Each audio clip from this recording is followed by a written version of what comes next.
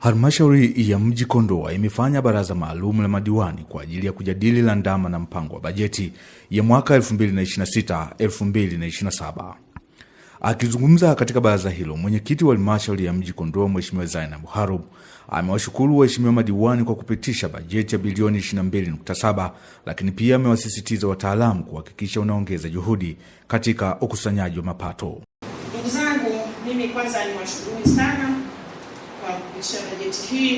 Ninafahamu bajeti ni mchakato mrefu, ni mambo mengi, ni mkutano, lakini halmashauri yetu inategemea sana vipaumbele kutoka kwenye maeneo ambayo tunatoka ili tuweze kupata bajeti nzuri.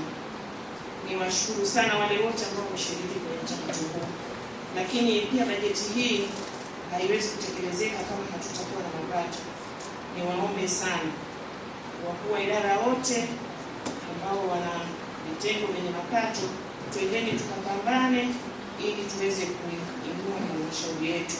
Ili kufikisha malengo ya bajeti, mwenyekiti wa halmashauri ya mji amewaomba madiwani kushirikiana kwa ukaribu na wataalamu wa halmashauri ili kukusanya mapato kwa wingi zaidi. Lakini pia niwaombe waheshimiwa madiwani, twendeni tukashirikiane na wataalamu pale wanapopita katika kukusanya mapato, basi sisi tuwe nyuma yao pia kuwaonyesha yale maeneo ambayo yana mapato, ima yawe mapya ama hayo ya zamani, kwa wale ambao wanakwepa kulipa mapato. Ili kuongeza vyanzo vipya vya mapato, mkurugenzi wa halmashauri anaeleza namna halmashauri ilivyojipanga kupima maeneo kwa ajili ya ujenzi wa mji mpya, yani Kondoa Satellite City. Kuanzisha upimaji katika mji wetu ambao tunataka kuita Kondoa Satellite City, ambao tunataka kuanzisha katika maeneo yetu ya Msui, Ausia na Kingale. Mheshimiwa Mwenyekiti, kupitia uanzishaji wa vyanzo vipya vya mapato itatusaidia sisi halmashauri kujisimamia, lakini na kuongeza mapato ili tuweze kutekeleza miradi ya maendeleo. Hata hivyo, katika baraza hilo madiwani walipata wasaa wa kuchangia landama na mpango wa bajeti. Sisi tunajenga nyumba moja, na kama tunajenga nyumba moja, Mheshimiwa Mwenyekiti, lazima tuwahurumie wale wakina mama. Tuliona imetengwa milioni 15, lakini kutokana na hali halisi ya kituo kile na watu wanahitaji huduma, haikuwa busara sana kujipendelea nini kolo.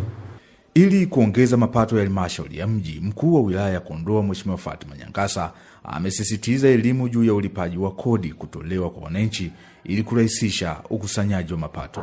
Kwa hiyo niombe twende tukashiriki kikamilifu kwa wananchi wetu, tuhakikishe wanauelewa kutosha, sababu sisi ndio kimbilio lao la kwanza. Lakini tuhamasishe na kuelimisha vya kutosha kuhusiana na umuhimu wa wao kulipa hizo kodi, kuwezesha mapato ili halmashauri iweze kwenda vizuri. Halmashauri yote lengo lake kubwa ni kukua, na halmashauri haiwezi kukua kama haileti mapato ya kutosha.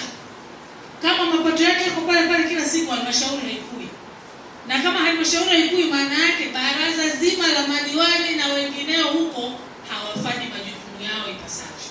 Baraza hilo limefanyika katika ukumbi wa halmashauri ya Mji Kondoa na kuhudhuriwa na watu mbalimbali, ikiwemo kamati ya ulinzi, wakuu wa idara na vitengo, watendaji wa kata, maafisa tarafa, wakuu wa taasisi pamoja na wageni waalikwa.